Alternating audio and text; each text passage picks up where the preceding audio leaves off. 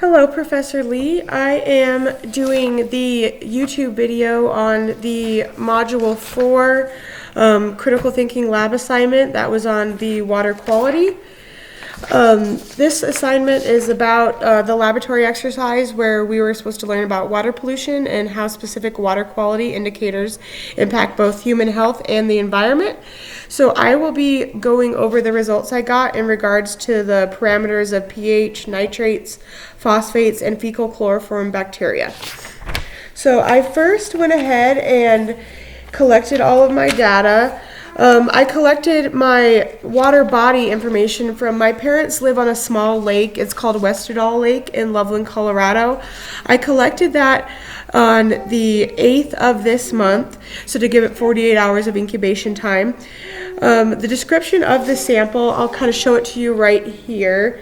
It's a little bit cloudy, yellowish. There's dirt particles in it. You can tell that it came from a lake.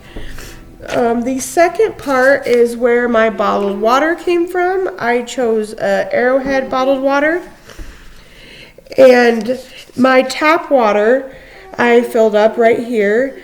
The tap water I found out in Loveland, Colorado comes from snowpack on the eastern side of the mountain, and it flows into the Big Thompson River, where then it goes into a water treatment plant that then comes into our pipes that we get. I will now go over my results from the experiment. My results were for the phosphate levels. For bottled water, I got a 2 ppm, and it was like a middle blue color, and that, when I looked it through, it was poor. The tap water for that, I got less than a 1 ppm. It was clear, there was no blue in it, so that one seems to be okay. The water body sample, I got a 1 ppm. It was a light blue, and that also, with the diagram, showed that it was poor. For the nitrate levels, for the bottled water, I got a 5 ppm. For that one, it was clear, light, and by the diagram, that's okay. I actually, for tap and water body for that sample, all got the same results of 5 ppm. It was clear, light. So as far as the chart goes, that all looks to be okay. For the pH on the bottled water, I got a number 8, which was a dark green, bluish color. For the tap water, I got a number 7, which was like a light green, yellowish color. And then for the water body sample, I got a number 8 again, and it was dark green and blue.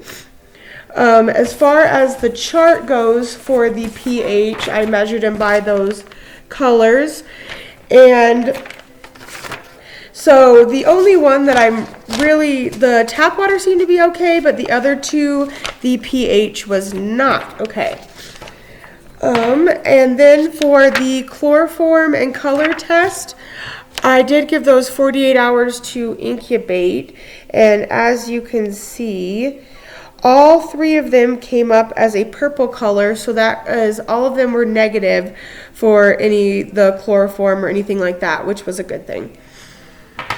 So now I will go ahead and go into the questions, or the rankings, I guess, would be the next place I'll go for that. For the phosphates, I found the tap water to be the best. Then medium was water body. The worst was the bottled water, which is actually pretty concerning to me. The nitrates, they were all the same. They all got the same result, so you couldn't really rank those best to worst.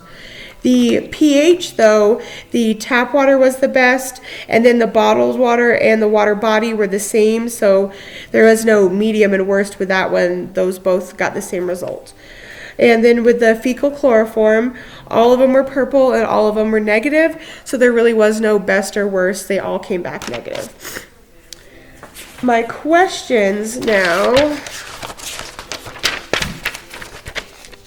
where the first one was, did your water body have phosphate and nitrate levels that might put you at risk for eutrophication and subsequent algae blooms? I said the phosphates, yes, because it was poor, but the nitrates, no, because they were all in a good range.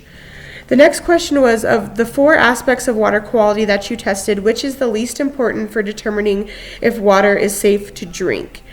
I think all of them are important when it comes to deciding whether they are safe to drink or not. The one that I find the most important, though, is the fecal matter test, the chloroform fecal matter test.